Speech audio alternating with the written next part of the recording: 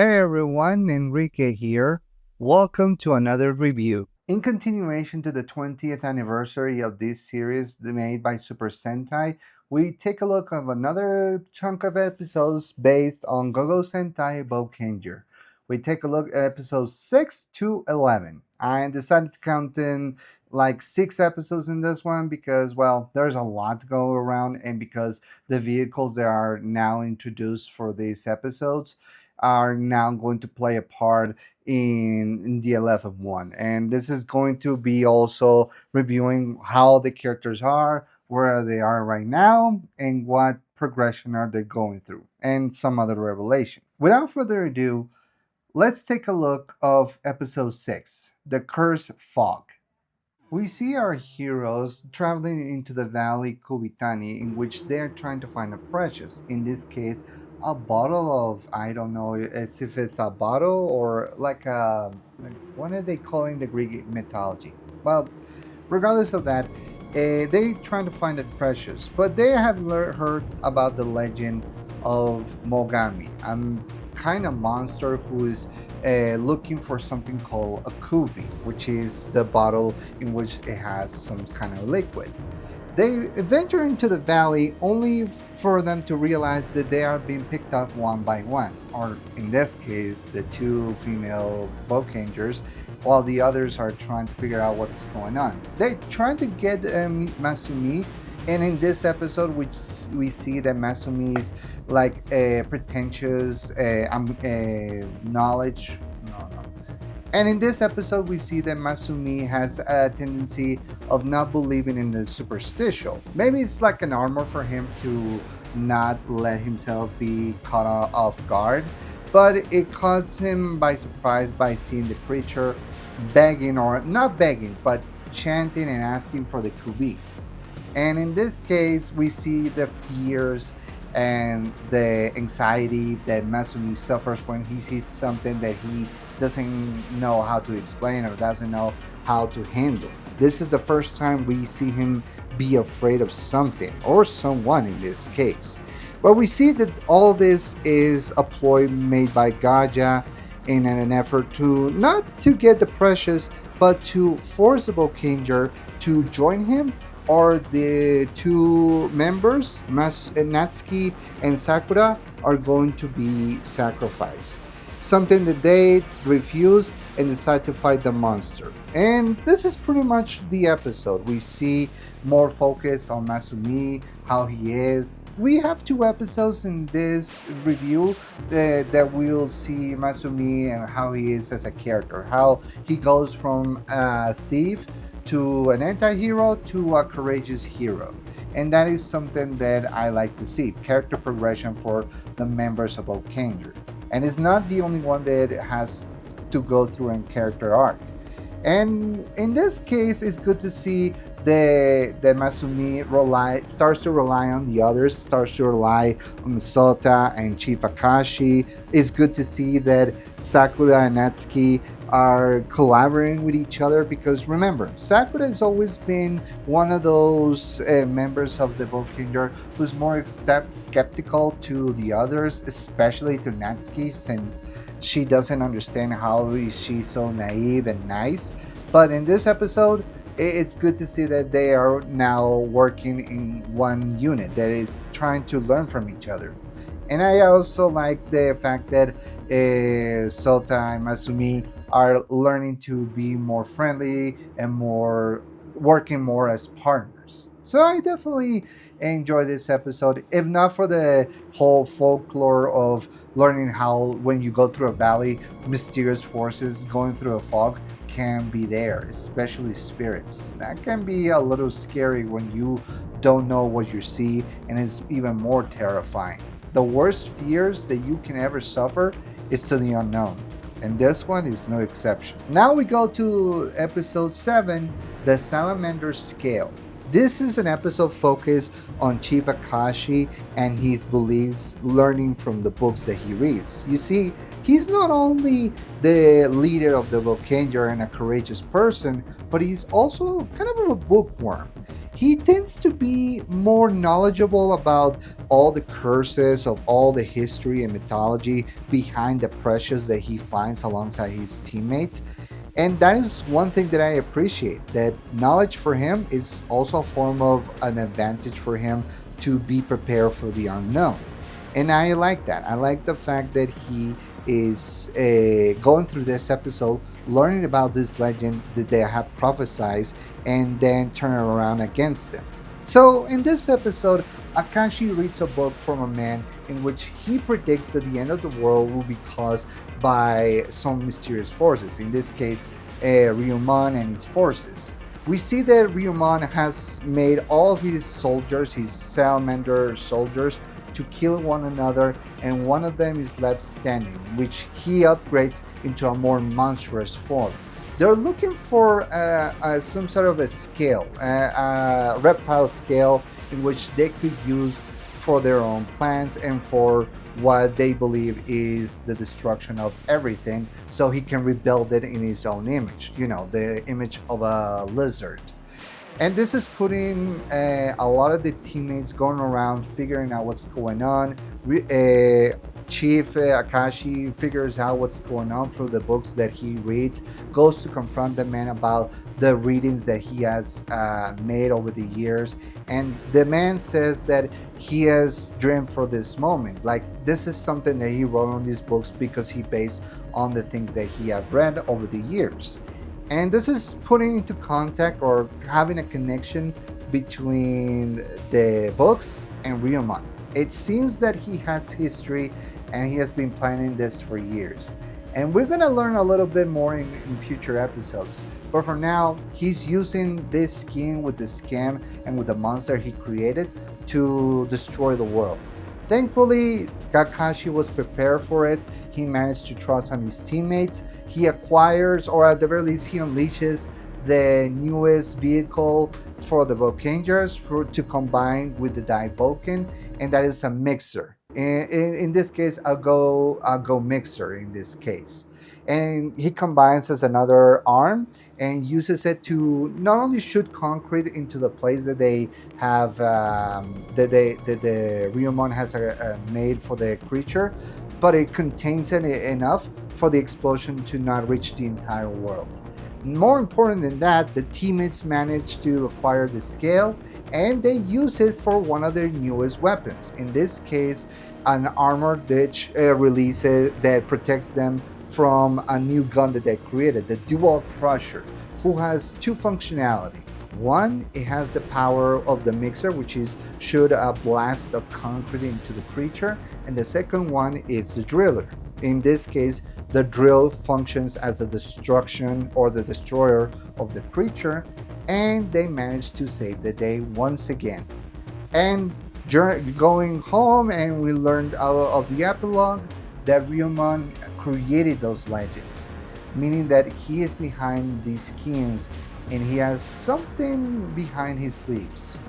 But yeah, I enjoyed this episode as well because not only serves as learning more about Ryumon, but also still continues his rivalry with Chief Akashi, Boken Red, and how the chief is trying to figure out what's going on and learning and how to turn those plans against the enemies. Basically, the teammates in this episode saw the prophecy of the apocalypse and shoved it up his own Asgard. I'm sorry, I know that sounded vulgar, but it's true. Basically, they said, nah, the end of the world is not gonna happen today. Screw you, Ryumon. I really enjoy that. Now let's take a look at episode 8, The Treasure of Atlantis. Now, this episode is focused on Sota and Natsuki for that matter, as we see them protect another precious that they acquired from Gaia. Although in this case, he tells them that that treasure is not from Atlantis. It's called a Brill. There, of course, we see that the other teammates are having their day off in order to, relax, while the others are staying behind and trying to keep an eye on Makino Sensei, since he was so excited to learn about the treasure from Atlantis. He's actually a fan of it. He has been looking for Atlantis for years. I mean, who hasn't heard the legends of Atlantis, the lost city, and trying to acquire the place and see its beauties or what it remains? It's always been one of those legends that people have said that maybe there was an underwater city over the years, and the legends have built it and built it. But that's not what the episode focuses on, as we focus on Sota and Natsuki for that matter. Since we see that Sota is writing information about his teammates, in which Natsuki discovers, and unfortunately, she's mad at him because she feels like it's a break of their trust, Like, she's always been this nice little girl, almost like a 5-year-old girl in a woman's body, who always sees her teammates as friends more so than just co-workers or even partners. She sees them as the only family that she got. And to see one of them acquiring information or writing information in a computer, thinking that that will be something like nice when in reality is wrong, it hurts her, and she's mad about him. She's mad at him because it's like I said, it's a break of trust. And that is very similar to me in respect of Batman.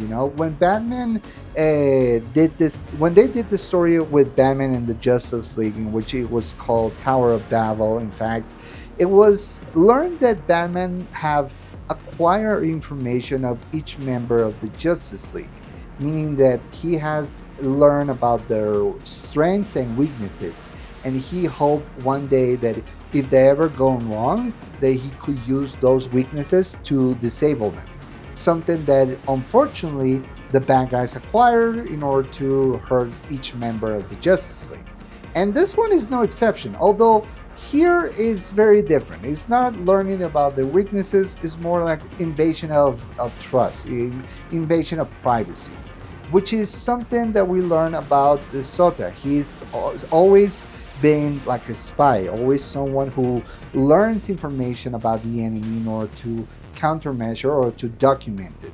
But in this case, it's not learning about the enemy, it's learning about its own teammates, and that feels like a break of trust.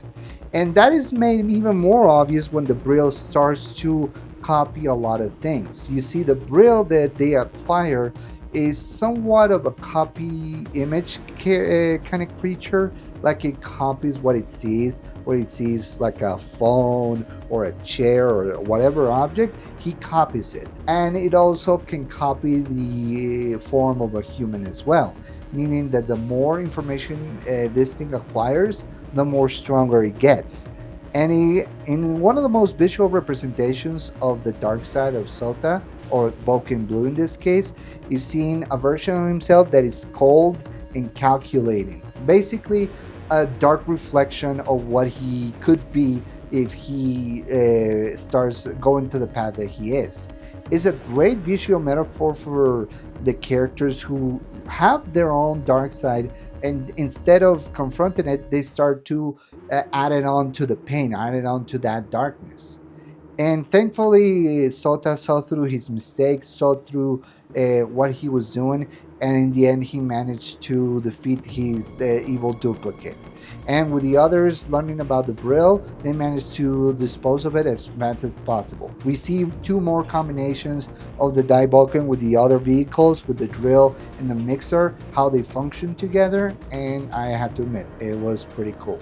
It's good to see and learn about Sota's own past, or at the very least, learn about how he is as a character and how he has to learn from his mistakes in order to be a much better teammate.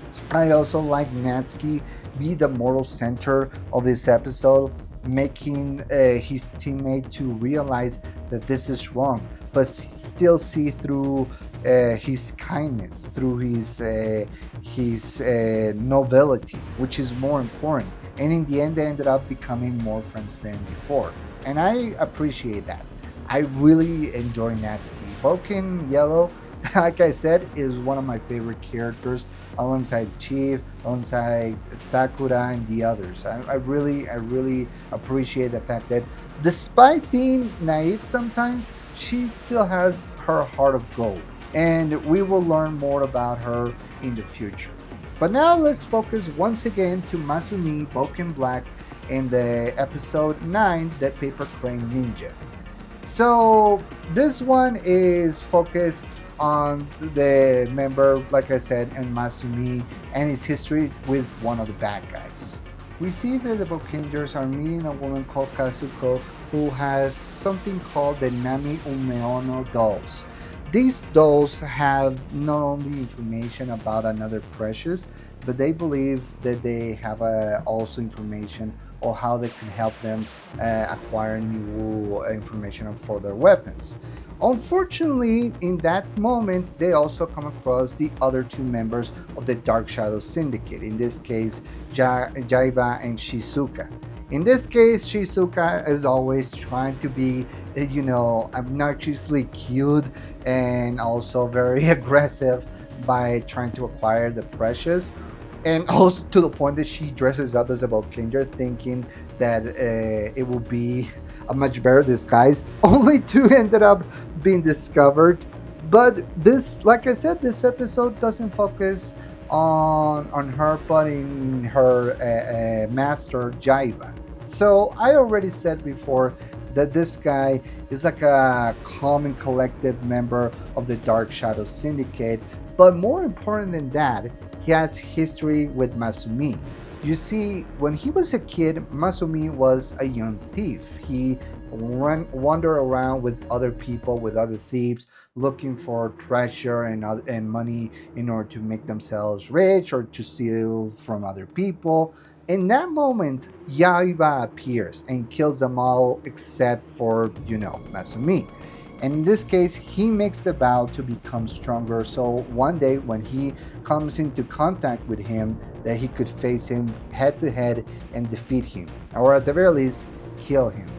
And while that is happening, we see that the others are trying to face off against the monster of the week, a monster created by the Dark Shadow Syndicate, which is like a pickpocket monster, or at the very least, a piggy bag monster, all covered in blue, trying to acquire the dolls.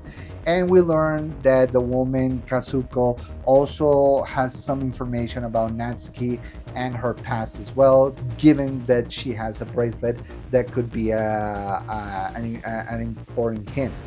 In this episode, like I said, it's good to see Masumi evolving from its original characterization, how he has to face off against one of his enemies from the past when he was a kid, how he lost his friends, if you can call them friends, to this guy who says that the only way to defeat him or to go on in life is to tap into that darkness. And he has tapped it more than once. In fact, we see Jaiva's face in this episode on how he fights his enemies. And let me tell you, he's really scary when he doesn't hold back. But thankfully, we see Masumi learning and evolving and realize that the strength is not from, well, like he said, like the darkness that he has to tap into, but from the strength of his friends. And Chief Akashi makes him realize more than that in this episode. We also see another vehicle introduced for this franchise. We see the crane vehicle, in which it was used to defeat the enemy, and alongside the other drill, which is another arm, destroy the monster. But we also learn in this episode that the Dark Syndicate was trying to make like an exchange of the dolls with another person who is under the control of Gaia, which is something that is going to play a part in these two episodes, given the fact that he also has schemes as well. But like I said, this episode allows me to learn more about Masumi's past, learn more about the mystery behind Natsuki's origins, learn how Jaiba operates and how he fights his enemies. Like I said, he's calm and collected, but also a force of nature whenever he doesn't hold back. And in this episode, we see that in display. But now let's take a look of episode 10, Boken Red disappears. I think the episode says it all, but in case you don't know, this episode focused on pretty much teamwork. In this case, we see that the doll has some information, but when they discover it, or at the very least, when Chief Akashi discovers it, he decides to burn the doll. Something that makes all the other members upset. Sota, Masumi, Natsuki. And while Sakura at the beginning says that it had to be done in order to protect the information, it's pretty clear that she doesn't agree with that choice. Like something is being hidden by the chief, and we don't know what it is. We also see a reluctant alliance between Gaja and Ryumon since they are looking for the precious as well. And we see our teammates having a lot of issues with Boken Red. We see how Natsuki is so upset and sad because that doll belonged to Kazuko. And as she confronts her and tells her about what happened to the doll, she attacks her. Kazuko attacks Natsuki, and it turns out that she was under mind control by Gaja. In this case, we see them fight the monsters, and we see that Ryumon and Gaja has their own mech monsters that they can use in order to attack the Boukenger. In fact, they managed to capture the Daiboken, and Chief Akashi kicks the others out of the Megazord in order for them to survive, and he stays behind. So definitely an episode in which we see, like I said, what happens when there is compartmentalization between teammates, how Akashi is still having the problems of letting others learn about the information, given his history of losing teammates.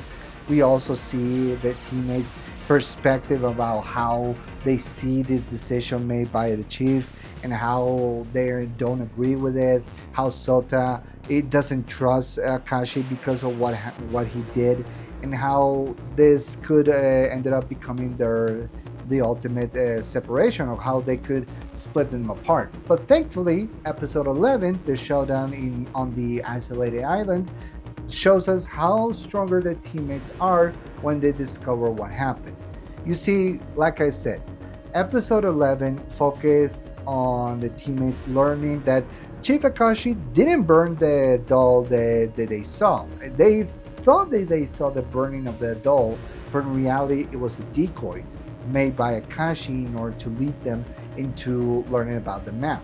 He knew that the information got leaked, that it will mean that the others will be put in danger, or that the bad guys will be learning about this information as well, since of course they have eyes everywhere, and you can blame them with everything that Gaja has done. So he has eyes on everywhere. So does Rimon. So he made the ultimate decision to be left behind in order to be captured by the bad guys, so they can be taken to this island in which the precious is there. And as Gaja and Ryomon search for the precious alongside its foot soldiers, we see Akashi learning from the map where the precious is, learning about it was pretty much like a map or how can I say, a sketch of Leonardo da Vinci's implementations and artifacts of how he created and how he could use it for his Megazords, for his own vehicles.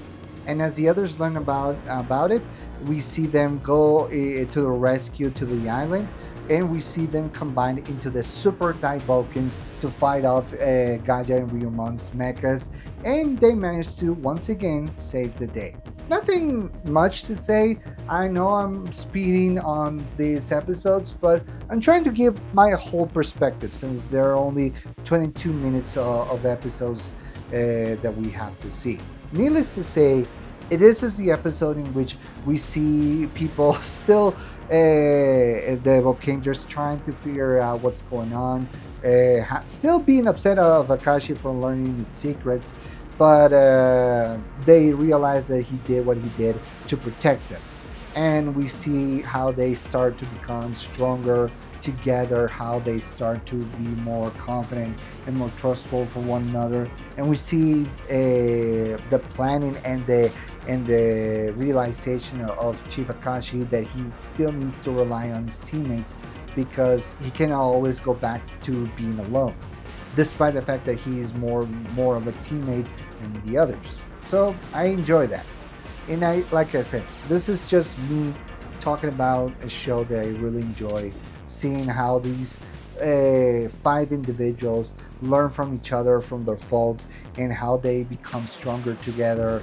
How we see that in the acquirement of the newest vehicles and how they combine them together to make them more stronger. The Super Dai Boken, just like the show, like the armor that they acquire in this episode, it also becomes a useful tool to fight the forces of evil, or the negatives in this case.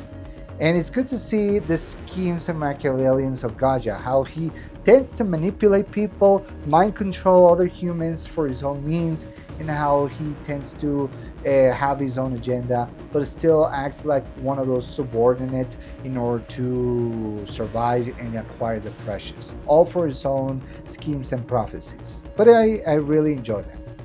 So, nothing much to say. I really like the fact that we got introduced to two more weapons, or there is a few more weapons to our teammates' arsenal. It's good to see the progress between Akashi, Natsuki, Masumi, and Sota. We haven't got an episode focused on Sakura, but we're gonna get those soon enough, and I'm going to talk about it in the next episode. But for now, like I said, if you want to see the progression of these characters, check these episodes out. Hell, check the entire season out. You'll learn more about my thoughts on the characters and the progression, but in the meantime, just enjoy and watch it. But that's my review for today, and next week we go back once again to Spiral Noir. So until then, I'm Ben Enrique, and I'll see you next time. Peace.